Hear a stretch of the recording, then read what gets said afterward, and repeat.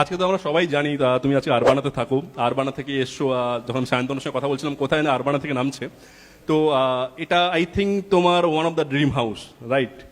যে কোনো বাড়ি ড্রিম হাউস তখনই হয় যখন সেখানে ঢুকে শান্তি পাওয়া যায়। সেইটা বড় হতে পারে, ছোট হতে পারে, মাঝারি হতে পারে।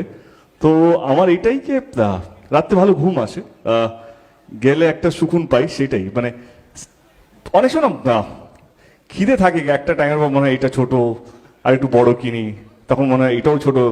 দিনের পর সব ছোটই লাগে, ভালো লাগাটা সবচেয়ে বেশি ইম্পর্টেন্ট। তো আমার সব ভালোই লাগে। লাইক তোমার কাছে পারফেক্ট বাড়ির এক্সাম্পলটা কি? লাইক এই যে তুমি বললে লাইক দিনের শেষে ঘুমটা ইম্পর্টেন্ট, আমার কাছে পারফেক্ট বাড়ি হচ্ছে যেখানে আমি বাবা মার সঙ্গে গুড মর্নিং বলতে পারি, মা আসছি, বাবা আসছি, ঘরে ফেরার পর কেমন আছো, আমার দুটো পেট ছিল, এখন একটা আছে, তাদের সঙ্গে একটু খেললাম।